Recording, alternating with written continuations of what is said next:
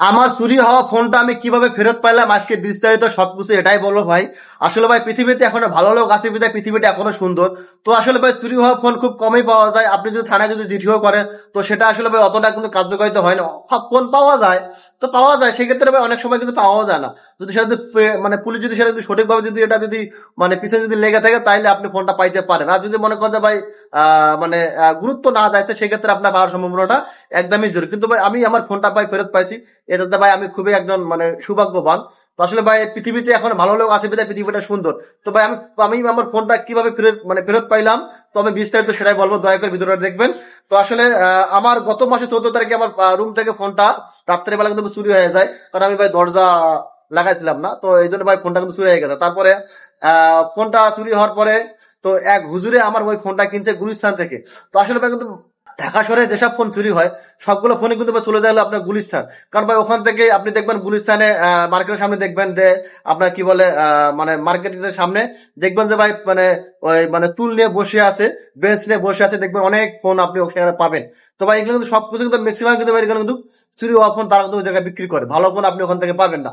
তারপরে কিন্তু ওই হুজুরে কিন্তু ফোনটা কিন্তু ওখান থেকে কিনছে, কেনার পরে ওনার বাড়ি হলো কুমিল্লা। তো উনি 7,000 টাকা দিয়ে ফোনটা কিনছে, পরে ওখান থেকে ফোন কেনার পর উনি বাড়ি চলে গেছে।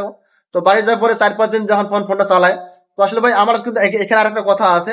আমার কিন্তু ভাই ফোনের লকটা একদম ইজি লক ছিল, হয়তো তারা কিন্তু লকটা কিন্তু খুলে ফেলেছে। ভাই আমার কিন্তু ফোনে ওই ওই মানে আমার ওই ফোনে মেইল অ্যাড্রেস, হোয়াটসঅ্যাপ সবকিছু ছিল। তা ওই হুজুরে যখন ফোনটা নিয়ে যায় তখন দেখতেছে মানে ফোনটা মানুষ একটা ফোন নিতে মানুষ একটু ঘাটাঘাটি করে কি আছে না আমার একটু দেখে।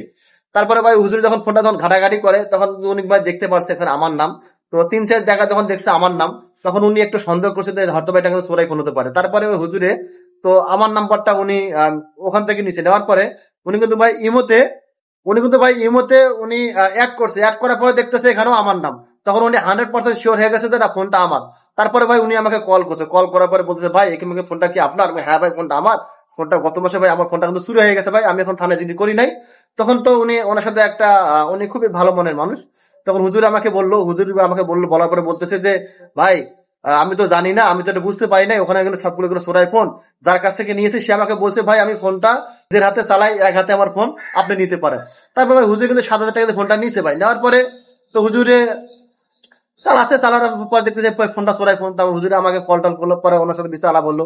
তখন তো আমি ওনাকে বললাম যে ভাই আমি, তখন হুজুরে আমাকে বললো ভাই আমি আপনার ফোনটা ফেরত দিতে চাই, কারণ এই ফোনের হকটা আপনার, আমার না। তারপরে হুজুরের সাথে আমি তখন তো একটা ভাই, কারণ ভাই উনি যখন 7,000 টাকা দিয়ে ফোনটা কিনছে অবশ্যই ওনাকে দিতে হবে। পরে উনি আমাকে বললেন ভাই আমি গরিব মানুষ ভাই, আমি এই কাজ করে খাই। তো আসলে ভাই ফোনটা কিনছিলাম শখ করে। তারপর ভাই ওনাকে তো আমি বললাম যে হুজুর আমি আপনাকে এই টাকা দেবো, যদি আপনি পারেন আপনি আমাকে ফোনটা দিতে পারেন, আর না হলে কিন্তু আপনি আমাকে ফোনটা নাও দিতে পারেন। তখন ওরা হুজুরে কিন্তু আসলে কথা ভাই আমি 7,000 টাকা ফোনটা কিনলাম, খাইলাম না শুইলাম না, তাতে আমার এত টাকা লস। তা ভাই তখন বললাম যে ভাই লস তো আমারও হয়েছে। তারপরে ভাই শেষ মেশেই আহ মানে একটা অ্যামাউন্ট দিয়ে ভাই আমি ফোনটা নিছি ভাই। এটা হলো বাস্তবতা ভাই। আসলে পৃথিবীতে এখন ভালো লোক আছে বিধায় পৃথিবী এখন সুন্দর ভাই। স্ক্রিনে কিন্তু ভাই ফটোটা দেওয়া আছে, এই হুজুরটা এই। তো আপনার যদি সবাই ভাই ফোন সাবধানে রাখবেন, কারণ শখের জিনিস। সবাই ভালো থাকবেন, ধন্যবাদ।